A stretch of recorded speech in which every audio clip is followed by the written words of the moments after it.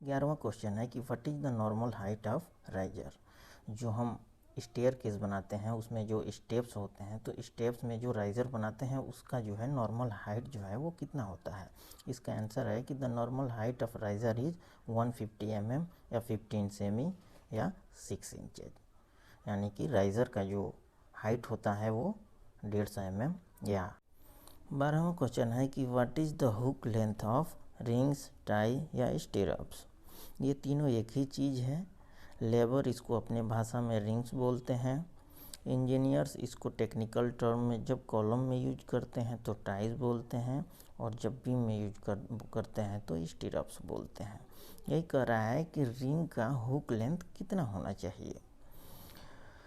The hook length of ring is 10D, यानी कि 10D के बराबर होना चाहिए हुक लेंथ, जहाँ D जो है रिंग में जो बार यूज हुआ है उसका डायमीटर है, उसके 10 गुने के बराबर होना चाहिए।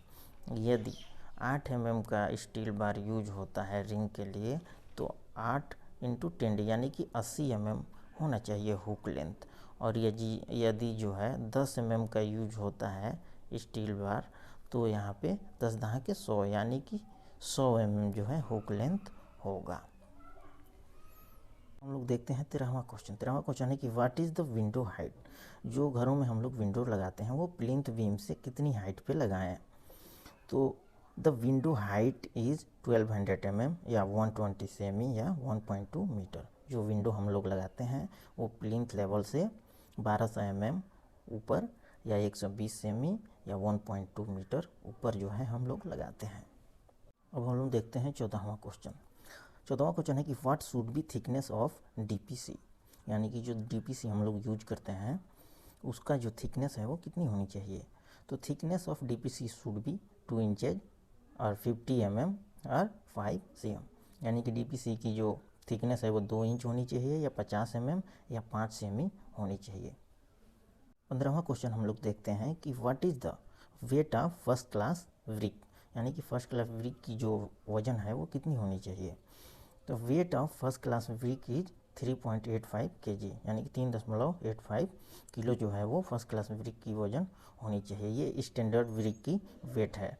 अगर हम लोग साइड पे एक्चुअल ब्रिक की जो वेट देखें वो 2.25 से लेकर के 2.5 kg तक होता है, यानी कि 2.25 किलो से 2.5 किलो तक फर्स्ट क्लास ब्रिक का जो है वो वेट होता है। 16वां क्वेश्चन है कि what is the compressive strength of brick, यानी कि ईंट का कंप्रेसिव स्ट्रेंथ कितना होता है। इसका आंसर है कि compressive strength of brick is 3.5 Nm², यानी कि ईंट का कंप्रेसिव स्ट्रेंथ जो है वो 3.5 Nm² होता है। 17वां क्वेश्चन है कि what is the water absorption of first class brick, यानी कि फर्स्ट क्लास ईंट जो होता है वह कितना % पानी को सोखता है। Water absorption of first class brick is less than 20%, यानी कि जो फर्स्ट क्लास ईंट होता है वो 20% से कम जो है पानी को अब्जॉर्ब करता है, अपने सेल्फ वेट से 20% से कम जो है पानी को सोखता है। अब हम लोग देखते हैं 18वां क्वेश्चन। 18वां क्वेश्चन है कि what should B minimum thickness of lintel या स्लैब। जो हमारी छत होती है या लिंटल होता है उसका जो है कम से कम कितनी मोटाई होनी चाहिए।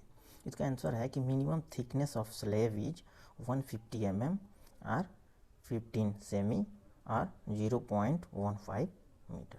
जो हमारी छत है उसकी जो मोटाई है वो कम से कम 150 mm होनी चाहिए या 15 सेमी होनी चाहिए या 0.15 मीटर होनी चाहिए। अब हम लोग देखते हैं 19वां क्वेश्चन। 19वां क्वेश्चन है कि what should B depth of beam. Beam की जो डेप्थ होनी चाहिए वो कितनी होनी चाहिए। इसका आंसर है कि depth of beam should B L/16, यानी कि जो बीम की लेंथ हो उसका 16वां भाग जो है वो बीम की डेप्थ होनी चाहिए। अच्छा, उसके बाद से जो है 19वां क्वेश्चन हो गया। 20वां क्वेश्चन देखते हैं। 20वां क्वेश्चन है कि what should be breadth of beam. जो बीम की जो चौड़ाई होनी चाहिए वो कितनी होनी चाहिए। तो बीम की जो चौड़ाई है वो breadth of beam should be 50 to 60% of depth. जो उसकी डेप्थ है उसकी 50 से 60% जो है वो होनी चाहिए बीम की डेप्थ।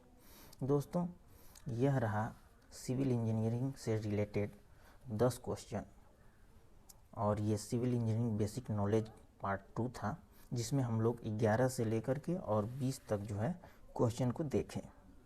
पहले भाग में हम लोग 1 से लेकर के 10 तक देखे थे, इसमें 11 से 20 तक। तीसरा पार्ट हम लेकर के आप लोगों के सामने जल्द ही आएंगे, जिसमें 21 से लेकर के और 30 तक सवाल के जवाब हम लोग देखेंगे। तब तक हमारे साथ बने रहें, हमारे चैनल को सब्सक्राइब करें और हमारे वीडियो को लाइक करें। Thanks for watching this video.